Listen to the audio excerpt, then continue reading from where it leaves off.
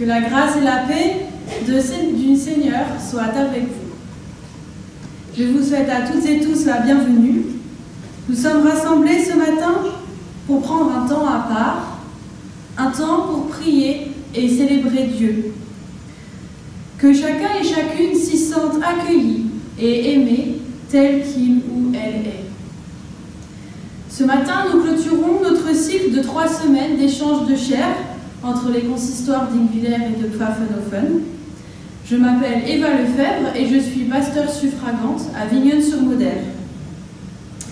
Pour cet échange de chair, nous avons décidé de choisir le thème du prophète Ésaïe.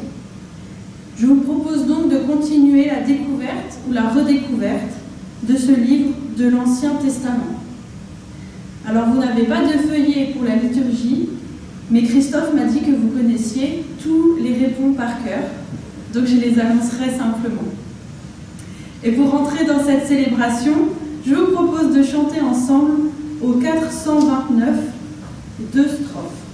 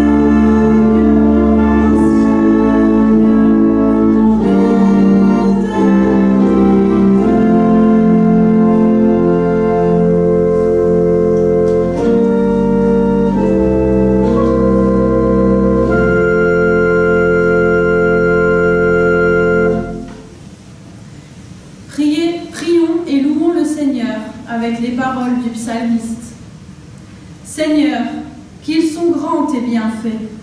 Tu les réserves à ceux qui te craignent. Tu combles ceux qui ont fait de toi leur refuge. Tu leur réserves un lieu sûr, loin des langues médisantes. Béni soit le Seigneur. Son amour a fait pour moi des merveilles. Désespéré, je pensais être loin de tes yeux. Pourtant, tu écoutais ma prière quand je criais vers toi. Aimez le Seigneur, vous ses fidèles. Le Seigneur veille sur les siens. Soyez forts, prenez courage, vous tous, espérez le Seigneur. Béni sois-tu, Seigneur, Dieu de nos pères. À toi, louange et gloire éternellement. Alléluia. Ehre sei dem Vater.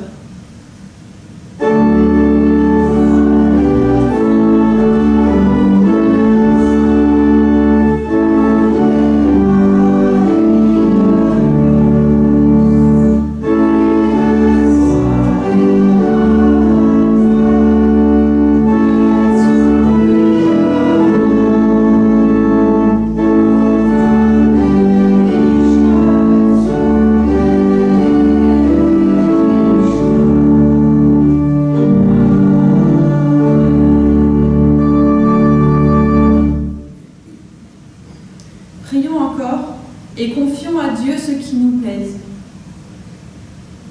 Dieu d'amour, nous regardons à toi. Tu nous donnes le pain de chaque jour et tu nous réjouis par ta création, mais nous peinons à dire notre reconnaissance. Pardonne-nous, Seigneur. Tu nous fais entendre les cris de la terre et tu mets devant nos yeux les souffrances humaines, mais nous peinons à exprimer notre compassion. Pardonne-nous, Seigneur. Tu nous accompagnes sur nos chemins, mais devant les soucis quotidiens, nous peinons à témoigner notre confiance. Pardonne-nous, Seigneur. Ouvre nos cœurs à ta présence, ouvre nos mains à la présence de l'autre et illumine de ton amour nos souffrances et nos peines. Seigneur, écoute et prends pitié. Herr, erbarme dich.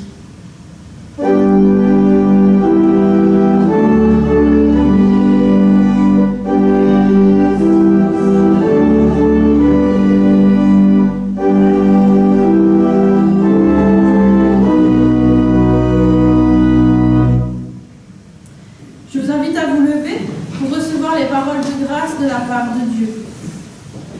Quand les montagnes s'éloigneraient, quand les collines chancelleraient, mon amour pour toi ne changera pas et mon alliance de paix ne sera pas ébranlée, dit le Seigneur. Dieu nous accueille et nous aime. Il place notre vie sous l'étoile du Christ et fait de nous des porteurs et porteuses de lumière. Soyons en paix. Ehre sei Gott in der Höhe.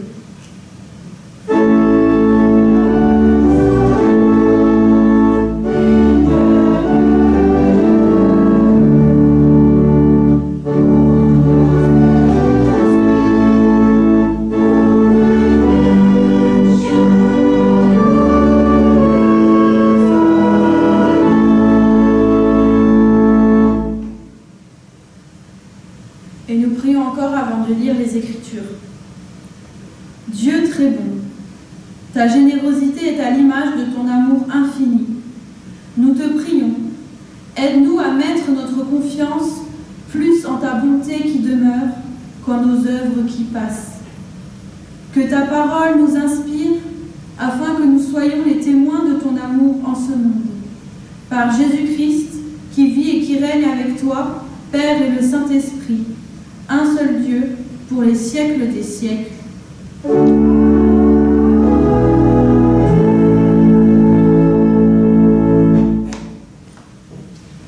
Nous lisons la première lecture dans Ésaïe, chapitre 58, versets 1 à 12. Crie à pleine voix, ne te retiens pas, dit le Seigneur, comme le son du corps que ta voix porte loin. Dénonce à mon peuple que sa révolte, aux descendants de Jacob leur faute. Jour après jour, tournez vers moi, ils désirent connaître ce que j'attends d'eux. On dirait une nation qui agit comme il faut et qui n'abandonne pas le droit proclamée par son Dieu. Il réclame de moi de justes jugements et désire ma présence. Mais ils me disent, à quoi bon pratiquer le jeûne si tu ne nous vois pas? À quoi bon nous priver si tu ne nous remarques pas? Alors je réponds, constatez-le vous-même. Jeûner ne vous empêche pas de saisir une bonne affaire, de malmener vos employés, ni de vous quereller ou de donner des coups de poing. Quand vous jeûnez ainsi, votre prière ne m'atteint pas. Et en cela, que consiste le jeûne tel que je l'aime, le jour où on se prive? Courber la tête comme un roseau, revêtir l'habit de deuil, se coucher dans la poussière. Est-ce vraiment pour cela que vous devez proclamer un jeûne, un jour qui me sera agréable? Le jeûne tel que je l'aime, le voici, vous le savez bien. C'est libérer les hommes injustement enchaînés. C'est les délivrer des contraintes qui pèsent sur eux. C'est rendre la liberté à ceux qui sont opprimés. Bref, c'est supprimer tous ceux qui les tiennent esclaves. C'est partager ton pain avec celui qui a faim. C'est ouvrir ta maison aux pauvres et aux déracinés, fournir un vêtement à ceux qui n'en ont pas, ne pas détourner de celui qui est ton frère. Alors ce sera pour toi l'aube d'un jour nouveau. Ta plaie ne tardera pas à se cicatriser, le salut te précédera, et la glorieuse présence du Seigneur sera ton arrière-garde. Quand tu appelleras, le Seigneur te répondra. Quand tu demanderas de l'aide, il te dira « J'arrive ». Si tu cesses chez toi de faire peser les contraintes, de ridiculiser les autres en les montrant du doigt, ou de parler d'eux méchamment, si tu partages ton pain avec celui qui a faim, si tu donnes à manger à qui doit se priver, alors la lumière chassera l'obscurité où tu vis. Au lieu de vivre dans la nuit, tu seras comme un plein midi. Le Seigneur restera ton guide. Même en plein désert, il te rassasiera et te rendra des forces. Tu feras plaisir à voir comme un jardin bien arrosé, comme une fontaine abondante d'où l'eau ne tarit pas. Alors tu révéleras les anciennes ruines, tu rebâtiras sur les fondations abandonnées depuis longtemps. On te nommera ainsi. Le peuple qui répare les brèches des murailles et redonne vie aux ruelles de la ville.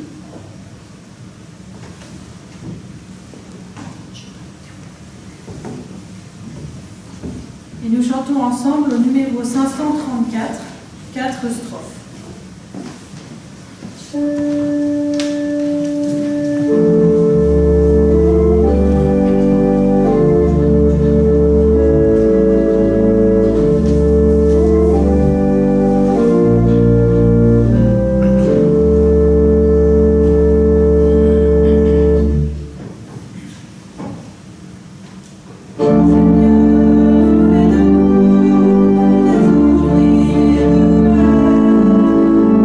Seigneur,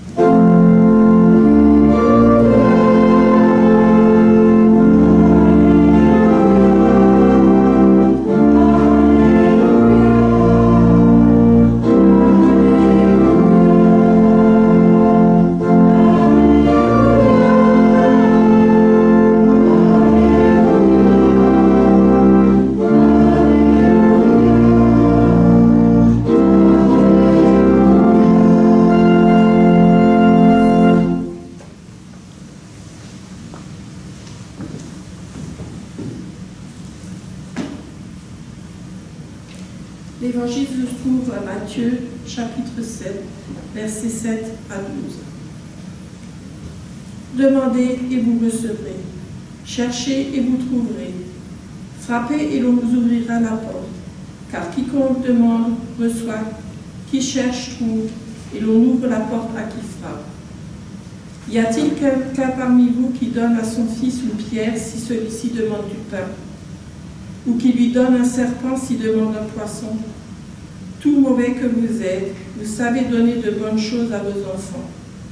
À combien plus forte raison donc, votre Père qui est dans les cieux, donnera-t-il de bonnes choses à ceux qui les lui demandent? Faites pour les autres tout ce que vous voulez qu'ils vous fassent pour vous. C'est là qu'enseignent les livres de la loi de Moïse et des prophètes. Lob sei dir, ô Christ.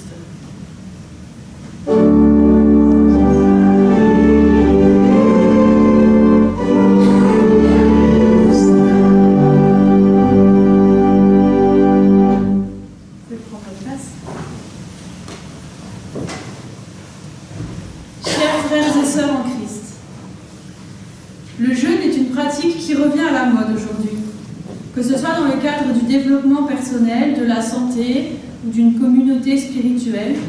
De plus en plus de personnes pratiquent le jeûne. Le but est souvent de se reconnecter à soi-même, au monde, ou encore, par exemple, de se rendre compte de la place que prend l'acte de manger dans notre culture. Mais cette pratique m'interroge. Pourquoi se priver de ce dont on a le plus besoin pour se retrouver soi-même? Pourquoi ne pas plutôt se détacher du superflu? Au temps du prophète Ésaïe, le jeûne, cette abstinence volontaire de nourriture, faisait partie des rites religieux. Il était un signe de deuil ou de pénitence dans le but de développer sa spiritualité. C'est pourquoi le peuple des Israéliens s'applique à jeûner comme il se doit, car c'est un acte indiqué dans la Bible. Pourtant, il n'est pas satisfait des résultats. Le peuple d'Israël a l'impression que cela ne sert à rien, que Dieu ne répond pas à sa privation. Alors il exprime son mécontentement. Mais pourquoi jeûner si cela ne sert à rien? Pourquoi nous demande-t-on cela? Pourquoi Dieu ne répond-il pas? Le peuple est dans l'incompréhension, mais que veut Dieu? Les règles de la piété extérieure sont bien respectées. Mais qu'en est-il de la piété intérieure? La religion est devenue une façade, et les comportements ne sont plus en adéquation avec la foi. Le peuple veut exercer sa propre justice, et il résiste à Dieu. Car le jeûne sans implication de la personne entière, sans les changements de cœur et de comportement qui devraient en découler, n'a pas de valeur. La piété devrait s'inscrire dans le quotidien par des comportements reflétant l'amour de Dieu, car la véritable rencontre avec Dieu implique des bouleversements et des changements d'attitude. La vraie piété s'incarne dans le quotidien pour le transformer. Alors, comment rencontrer véritablement Dieu? D'après le texte d'Ésaïe, c'est en libérant ceux qui sont injustement enchaînés, en partageant son pain, en ouvrant la porte de sa maison, en habillant celui qui n'a pas d'habit, en allant à la rencontre de notre frère ou de notre sœur. C'est ainsi que nous ferons plaisir à Dieu. La véritable foi s'exprime par des actes dans la société et non par des actes uniquement spirituels. La foi est le fondement de la justice sociale, et la justice sociale est l'expression de la foi. Car la foi et la pratique de la justice sont intimement liées.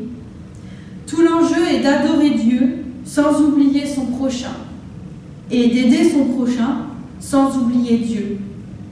Car on pourrait risquer de tomber dans une sorte de glorification de soi-même en voulant se mettre en avant pour que tout le monde voit bien que l'on aide les autres.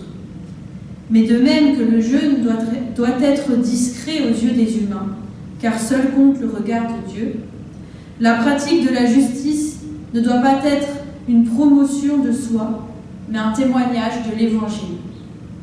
Comme le dit le Christ, nous sommes des serviteurs et des servantes. Nous ne nous annonçons pas nous-mêmes, nous annonçons le Christ et le message d'amour et de paix qu'il vient apporter au monde. Je me demandais au début pourquoi l'humain avait besoin de se détacher de l'essentiel pour se retrouver lui-même. Mais en fait, c'est du nécessaire biologique dont il se détache, mais pas de l'essentiel spirituel et social. Jeûner permet peut-être de trouver de la disponibilité pour se tourner vers les autres. Mais alors aujourd'hui, quel jeûne pratiquons-nous? Comment vivons-nous notre foi? Et laissons-nous l'Évangile transformer notre quotidien? Dans le passage de l'Évangile selon Matthieu, que nous avons lu, Jésus dit à la foule qui l'écoute que même ceux qui sont mauvais donnent de bonnes choses à leurs enfants. Même les personnes égoïstes sont capables d'amour pour leurs enfants et leurs proches. Leur cœur ne demande qu'à s'ouvrir aux autres qu'ils rencontrent. Et pour ouvrir notre cœur, Jésus dit « Faites pour les autres tout ce que vous voulez qu'ils fassent pour vous. » C'est ce qu'on appelle la règle d'or. C'est une règle universelle de la morale, règle que l'on trouve dans de nombreuses sagesses et religions, notamment en Asie. C'est quelque part la base de toute morale. Elle est souvent formulée de manière négative. Ne fais pas aux autres ce que tu ne veux pas qu'on te fasse. C'est-à-dire, ne fais pas le mal. Mais Jésus la formule de façon positive, c'est-à-dire, fais le bien. La morale de l'Évangile est une morale active et non passive. Elle demande une action, une mise en mouvement. Quand je rencontre mon prochain, je peux alors me demander « Qu'est-ce que je voudrais qu'il fasse pour moi ?» Être généreux avec les autres et être témoin de l'Évangile suppose donc d'avoir une grande lucidité sur soi-même. Cela implique de savoir ce qu'on aimerait recevoir de Dieu pour l'offrir aux autres. Cela implique aussi de savoir se mettre à la place de mon prochain que je croise afin de me demander, dans sa situation, qu'est-ce que j'aimerais que Dieu fasse pour moi? La règle d'or rejoint le commandement central de l'Évangile « Tu veux être aimé? Alors aime ». Par ce texte, nous comprenons que l'amour n'est pas un sentiment, mais une action. La loi a été accomplie par le Christ qui nous a laissé ce commandement d'amour, mais la loi n'a pas perdu son exigence, car son exigence s'exprime maintenant dans l'amour. L'amour qui dépasse toute formulation de texte de loi, mais qui nous rejoint dans cet unique commandement. La loi est accomplie et il nous reste l'éthique, c'est-à-dire la recherche de l'agir bien par la pratique de l'amour du prochain. Car l'éthique est la mise en œuvre de la justice de Dieu et c'est également le fondement des règles sociales qui nous permettent de vivre ensemble malgré le péché. En effet, nous restons pécheurs, car malgré tout le bien que nous pourrons faire, nous ne serons jamais parfaits ou parfaites. Il y aura toujours des compromis à faire, que ce soit à cause de notre travail, de notre âge, de notre santé, etc. Et c'est bien ainsi. Car rappelez-vous le peuple d'Israël qui voulait exercer sa propre justice sans rechercher la volonté de Dieu. Finalement, il a oublié Dieu, et en l'oubliant, ne s'est-il pas pris lui-même pour Dieu? Malgré tous les efforts que nous faisons et ferons encore, je crois qu'il est bien de se rappeler que nous sommes imparfaits et imparfaites, car cette lucidité est un garde-fou contre la divinisation de l'être humain. La mise en pratique de l'Évangile n'a pas seulement pour but de faire plaisir à Dieu et de faire de nous ses témoins. En nous transmettant l'Évangile, Dieu veut que nous puissions vivre ensemble et vivre bien ensemble malgré la réalité du péché. L'Évangile est un peu comme un second contrat social. C'est le philosophe Jean-Jacques Rousseau qui a développé cette notion de contrat social. À l'aube des temps, les humains se seraient rendus compte qu'il y avait plus d'avantages à vivre ensemble que seuls. Ils auraient alors scellé un contrat implicite afin de pouvoir vivre ensemble en société. Encore aujourd'hui, nous connaissons toutes ces règles implicites, toutes ces règles que nous n'avons pas besoin de nous rappeler à chaque fois que nous rencontrons quelqu'un, comme ne pas tuer, être poli, respecter la possession de l'autre, etc. Toutes ces règles qui nous permettent de vivre ensemble. Par l'Évangile, Dieu nous permet non seulement de vivre ensemble, mais surtout de vivre bien ensemble. C'est pour cela que la justice est l'expression même de la foi. Car comment vivre bien si mon voisin meurt de faim, si des réfugiés vivent dehors et si des femmes meurent sous les coups de leurs conjoints? La nouvelle alliance de Dieu avec les humains n'annule pas l'exigence en matière de justice, mais elle la renforce. Elle nous rend responsables. Pendant mes études, j'ai pas mal travaillé la notion de responsabilité, mais en préparant cette prédication, j'en ai trouvé une nouvelle définition que je trouve vraiment touchante. La responsabilité est la prise en charge du fragile. Là où règne la fragilité, le Christ a besoin de nous. Ce Messie qui s'est lui-même révélé dans un nouveau-né si fragile, ce Messie qui a connu les fragilités de la soif, de la nudité et de la souffrance lors de sa passion.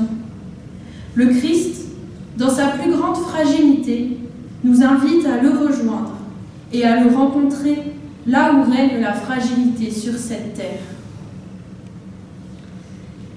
Je ne voudrais pas terminer cette prédication sans avoir parlé de la fin du texte d'Ésaïe, car cet appel à la justice que Dieu adresse à son peuple se termine par une promesse. Si tu cesses chez toi de faire peser des contraintes sur les autres, de les ridiculiser en les montrant du doigt, ou de parler d'eux méchamment, si tu partages ton pain avec celui qui a faim, si tu réponds aux besoins du malheureux, alors la lumière chassera l'obscurité où tu vis. Le Seigneur restera ton guide. Les œuvres ne garantissent aucun droit particulier ou aucun mérite devant Dieu, mais elles expriment la communion que nous vivons avec lui.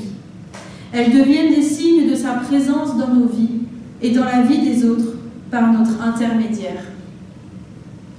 Cela me rappelle ce verset des Béatitudes. Heureux ceux qui ont faim et soif de justice, car ils seront rassasiés. C'est cette espérance que Dieu nous promet et qui nous aide à tenir devant l'injustice et la souffrance du monde. Oui, un jour, nous verrons la justice et la paix de Dieu. Il nous le promet.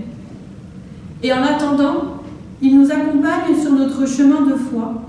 Il nous soutient dans nos combats pour rendre le monde meilleur. C'est sur cette espérance que j'aimerais terminer. Cette espérance que rien n'est vain, que tout ce que nous faisons aura un sens et que la justice finira par triompher dans les mains de Dieu. Amen.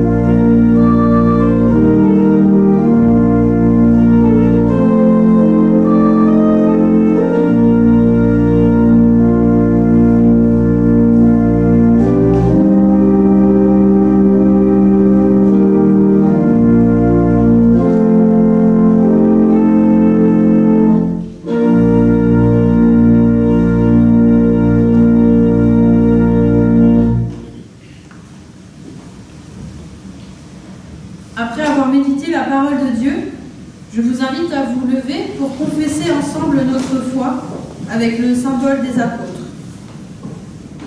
Et nous pouvons dire ensemble: je crois en Dieu, le Père Tout-Puissant, Créateur du ciel et de la terre.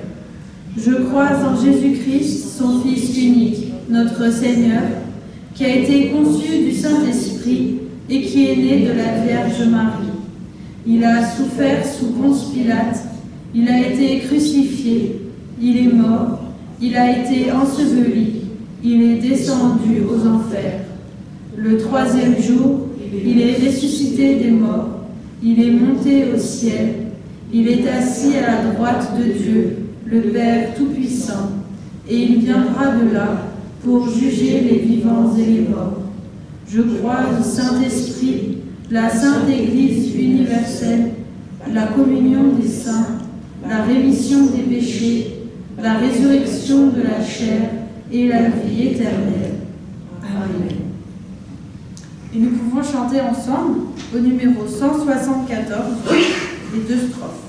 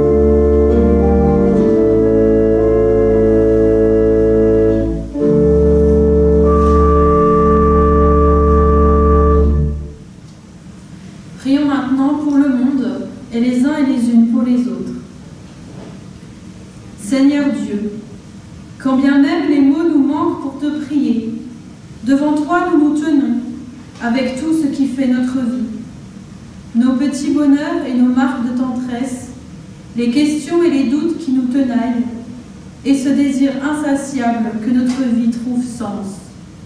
Que ta parole nous communique l'espérance. Devant toi, nous nous tenons avec les autres, celles et ceux qui nous sont chers, celles et ceux que nous ne savons pas aimer ou que nous avons blessés, celles et ceux qui sont au fond du gouffre et qui n'en peuvent plus d'appeler et d'attendre dans les prisons, les hôpitaux, les maisons de retraite. Que ta parole leur communique l'espérance. Devant toi, nous nous tenons avec les étrangers parmi nous, celles et ceux qui subissent le poids des discriminations, en particulier les plus fragiles parmi eux, les migrants et migrantes, les torturés, les pauvres, les méprisés. Qu'ils soient accueillis par des regards de sympathie et des gestes de solidarité. Devant toi, nous nous tenons avec les acteurs et actrices de réconciliation, celles et ceux qui luttent pour la justice, qui œuvrent pour la paix, qui s'engagent pour la sauvegarde de la création. Que ta parole encourage et soutienne leurs efforts. Seigneur, reçois notre prière. Tu es notre espérance, aujourd'hui et pour les siècles des siècles. Amen. Et ensemble, nous pouvons nous lever pour prier avec les mots que le Christ lui-même nous a enseignés, en disant « Notre Père, qui es aux cieux, que ton nom soit sanctifié, que ton règne vienne, que ta volonté soit faite sur la terre comme au ciel. Donne-nous aujourd'hui notre pain de ce jour. Pardonne-nous nos offenses, comme nous pardonnons aussi à ceux qui nous ont offensés. Et ne nous laisse pas entrer en tentation, mais délivre-nous du mal. Car c'est à toi qu'appartiennent le règne, la puissance et la gloire, pour les siècles des siècles. Amen. Vous pouvez prendre place. Alors, dimanche prochain, le 12, le culte aura lieu à 10h à Obersulzbach. Voilà, il n'y a pas d'autres annonces, sauf si vous avez d'autres choses à dire. Et puis, un grand merci pour votre accueil, à tout le monde pour le service, la musique, les lectures. Merci beaucoup. Et avant de recevoir la bénédiction de Dieu, nous chantons au 530 4 strophes.